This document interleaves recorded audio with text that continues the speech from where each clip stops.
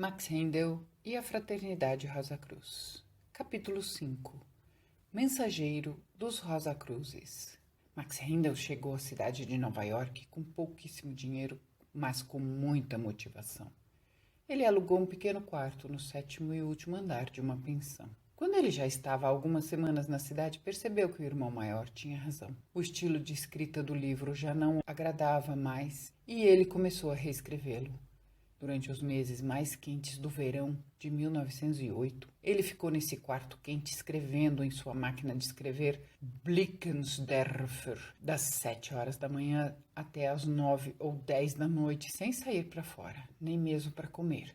Toda manhã, o leiteiro colocava 1 litro de leite na porta do seu quarto. Isso com um pouco de bolachas de trigo quebradas. Era o seu alimento até as 9 horas da noite. Nessa hora, ele saía para comer, uma refeição que normalmente era composta apenas de verduras. Após uma pequena caminhada pelas ruas quentes de Nova York, ele retornava ao seu trabalho até depois da meia-noite. Com o tempo, o calor ficou insuportável e ele decidiu se mudar para Buffalo, ainda no estado de Nova York, onde ele finalizou a datilografia no dia 24 de agosto de 1908. O próximo problema era a impressão do seu livro e onde encontrar os meios financeiros para tanto. Por causa do calor, ele teve dificuldades para fazer palestras ou cursos em Buffalo e resolveu se mudar para Columbus, Ohio, onde ele, na noite de 14 de novembro de 1908, fez sua primeira palestra e um tempo depois fundou seu primeiro centro. Mary E. Roth Merrill, artista plástica, e a filha dela, Alene, o ajudaram com os desenhos dos diagramas para o conceito. Aqui ele começou a espalhar o ensinamento usando um stereopticon,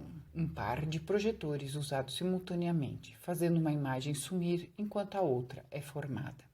Depois de cada palestra, ele distribuía aos ouvintes gratuitamente das 20 apresentações do cristianismo Rosa Cruz, para que pudessem estudar em casa. Ele mesmo ficava até altas horas da noite passando no mimeógrafo estas apresentações. Armado de martelo, um pacote de pregos no bolso e uma pilha de folhetos de propaganda de 20 por 25 centímetros embaixo do braço, ele andava diariamente, quilômetros, para afixar a propaganda onde aparecesse aos olhos do público. Ele escrevia seus próprios artigos para os jornais e levava aos editores, que muitas vezes reagiam de forma preconceituosa em relação a esse novo ensinamento. Contudo, por sua personalidade cativante, ele normalmente vencia suas objeções e às vezes conseguia até uma página inteira para o seu artigo. A maior preocupação de Max Rendel era como ele poderia publicar o conceito Rosa Cruz do Cosmos. A pequena colaboração que ele recebia pelas palestras mal dava para alimentá-lo e providenciar um abrigo. Finalmente, ele conseguiu guardar o suficiente para ir a Seattle, no estado de Washington, onde havia feito muitos amigos desde 1906. Após o final da última das 20 palestras em Columbus, ele se mudou para Seattle, com dinheiro suficiente para um assento no trem, porque uma acomodação para dormir era muito cara.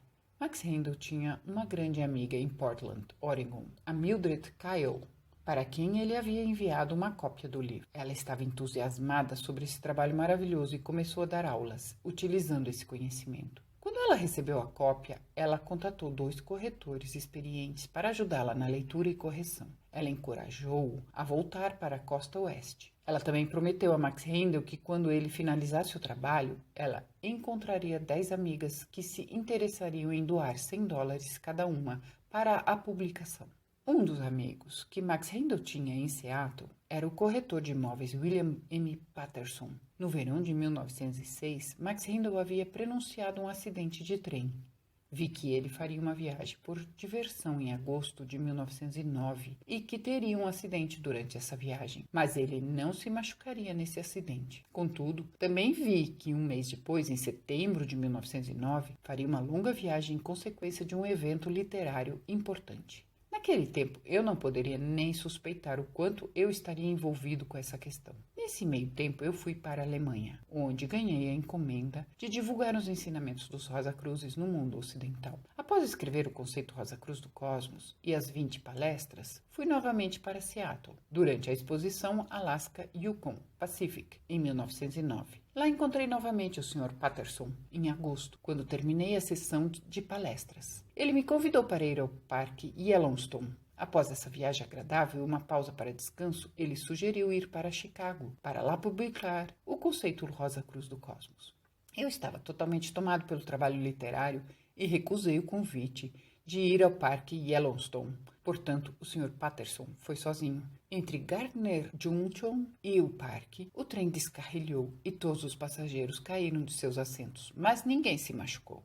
Após seu retorno, fomos juntos para Chicago, onde o conceito Rosa Cruz do Cosmos foi publicado. O prenúncio de 3 anos antes foi correto. Preciso comentar que ambos havíamos esquecido o prenúncio, até que depois, quando o Sr. Patterson estava buscando alguns papéis, encontrou o horóscopo com o prenúncio. O Sr. Patterson ajudou não só com a mediação e financiamento da impressão, mas também foi revisor juntamente com a Sra. Jessie Brewster e Kingsmill Commander. Quando o Sr. Patterson leu o manuscrito, seu primeiro pensamento foi que o conteúdo seria muito avançado para aquela época. Ele aconselhou Max Handel a esperar uns 20 anos para que o mundo estivesse maduro para a mensagem. Contudo, quando ele ouviu os planos das pessoas de Portland, ele imediatamente se prontificou a financiar a impressão e também de levar Max Handel até Chicago. Isso aconteceu quando o Sr. Patterson retornou de sua viagem em outubro. Contudo, Max Handel precisava primeiro terminar suas apresentações em Seattle. Ele estava muito ocupado porque a exposição atraía muitas pessoas para a cidade. Max Handel realizou 20 palestras no Evergreen Hall do prédio Arcade e também deu alguns cursos. Dr. George Bush manobrava o Stereopticon. Durante sua última palestra, Max Handel anunciou que no dia 8 de agosto de 1909 haveria um encontro especial. Naquela tarde, haviam muitas pessoas e foram feitas muitas perguntas entusiasmadas. E Max Handel solicitou aos presentes que se juntassem a ele para divulgar os ensinamentos. Quase todo mundo concordou. Max Handel tirou seu relógio do bolso e anotou a hora, 15 horas, e comentou que naquele momento estava inaugurando a Fraternidade Rosa Cruz, ou palavras neste contexto. Sobre isso, o Sr. Mu me escreveu. Nós estávamos com aproximadamente 50 pessoas e o Sr. Handel fundou um bom centro para nós. O Sr. Handel nos deixou logo em seguida. Um ano depois ele retornou e nos deu um novo ânimo. 2 anos depois, o Sr. Handel retornou novamente com a Sra. Augusta Foss Handel. O escritório central da Fraternidade Rosa Cruz, que era chamado na época de Rosicrucian Fellowship Auditorium, ficava na 812 Sixth Avenue, em Seattle. Durante sua estadia em Seattle, Max Handel escreveu seu terceiro livro, Astrologia Científica Simplificada, uma brochura de 40 páginas.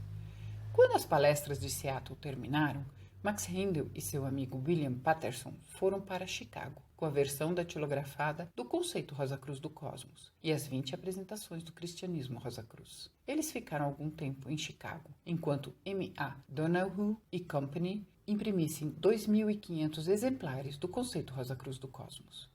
Mas antes que o manuscrito pudesse ser entregue para publicação, Max Handel precisava datilografar de novo tudo, porque esse exemplar estava repleto de anotações com 4 cores diferentes de lápis, que os corretores haviam colocado. Isso foi feito na pequena e velha máquina Blickensderfer. Jessie Brewster e Kingsmill Commander também ajudaram na correção. Sobre esse acontecimento, Max Handel diz o seguinte: o conceito Rosa Cruz do Cosmos foi publicado no final de novembro de 1909, aproximadamente 4 meses antes do início do novo decênio, 9 de abril de 1910. Amigos ajudaram a deixá-lo pronto para impressão e fizeram um ótimo trabalho. Contudo, eu precisava naturalmente corrigir tudo antes de entregá-lo para impressão. Depois lia as provas de impressão, os corrigia e devolvia e relia quando os erros haviam sido corrigidos. Eu li depois de serem colocados nas páginas e dava orientações aos grafistas onde deveriam colocar as imagens, e assim por diante. Todas essas semanas, levantava de manhã às 6 horas e batalhava até meia-noite, 1, 2 ou 3 da madrugada, em meio ao barulhento e movimentado Chicago, até ao limite que meus nervos aguentavam. Mesmo assim, consegui manter-me concentrado e ainda consegui inserir novos pontos dentro do conceito Rosa Cruz do Cosmos. Contudo, sem o apoio dos irmãos maiores, eu com certeza teria esmorecido. Era o trabalho deles e eles me ajudaram em todo o processo. Mesmo assim, eu estava um caco quando finalizamos esta tarefa. Depois, deixamos todos os exemplares, 2.500 livros, do conceito Rosa Cruz do Cosmos, excetuando 500 exemplares que levamos para Seattle, na casa de uma senhora que comandava uma editora de livros de teosofia chamada Independent Book Co., na rua E. van Burenstraat, 1826. Esta mulher tinha dívidas e ela utilizou os exemplares do conceito para liquidar essas dívidas com outras editoras. Quando aproximadamente meio ano depois veio o pedido de enviar mais livros para Seattle, perceberam que a primeira edição já estava esgotada. Foi solicitada uma segunda edição com urgência na gráfica, mas o financiamento era um grande problema. Augusta Foss conseguiu dar uma pequena entrada. A demanda era tão grande que durante a impressão já havia encomendas de 2 livrarias. O Sr. Handel escreveu em uma carta no dia 23 de dezembro de 1910 para a Sra. Ellie Bauer, em Veneza.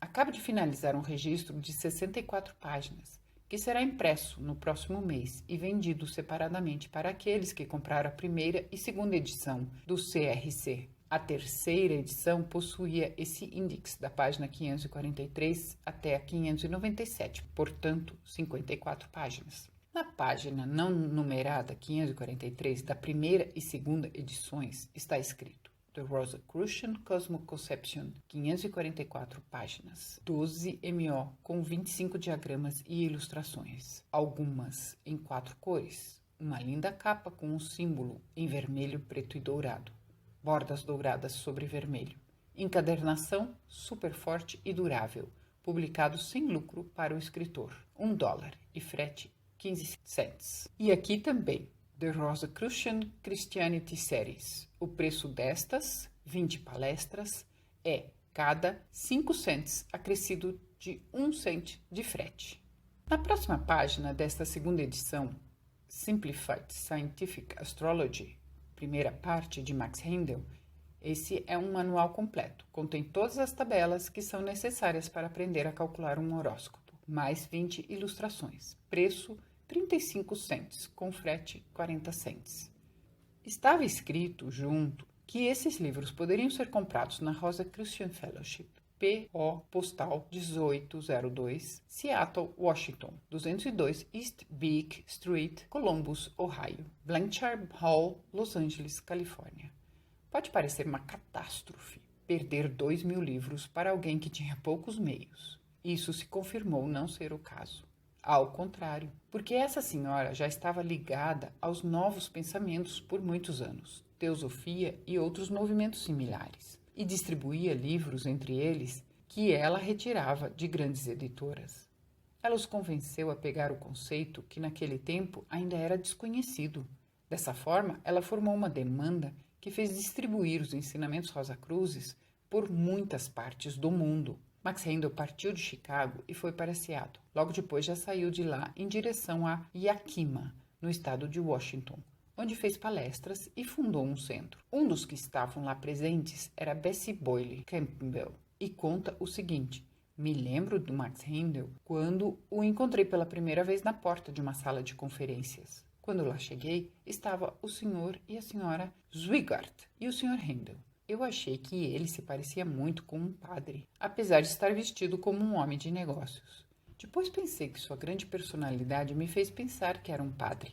Mais tarde, numa aula em círculo menor, ele nos contou que ele foi um padre católico romano uns 300 anos antes, quando encarnado na França. Na sala velha, onde ele deu sua primeira palestra, os ouvintes eram alguns mendigos, que por causa do frio e neve entraram. Durante suas palestras, ele às vezes contava piadas, mas em outros momentos ele era muito sério. Ele tinha grande compaixão por todos que sofriam. Em um dos livrinhos de anotações da senhora Warendorp, uma irmã holandesa, estava escrito o seguinte: em sua vida anterior, Max Handel era um monge que escrevia livros sobre misticismo. Aqueles trabalhos não agradavam à ordem da qual fazia parte e a consequência foi inimizade com os irmãos. A senhora Handel era filha de um italiano rico que deixou sua família e foi ajudar os pobres e doentes com ervas. Ela leu os livros do monge e o aconselhou a fugir, porque sua vida corria perigo. Ela arrumou um cavalo com o qual o monge fugiu. A ordem enviou cães sangrentos atrás do monge, que o trucidaram. Durante esta vida, Max Handel tinha muito medo de cachorros. Para concluir uma passagem da carta do Sr. George Swank, Sra. Handel me contou que o Sr. Handel acreditava que todos os que estavam ativos com a Fraternidade Rosa Cruz também estiveram ativos com ele na Igreja Católica 300 anos antes. Depois de Yakima, Handel foi para Portland, onde também deu palestras e fundou um centro.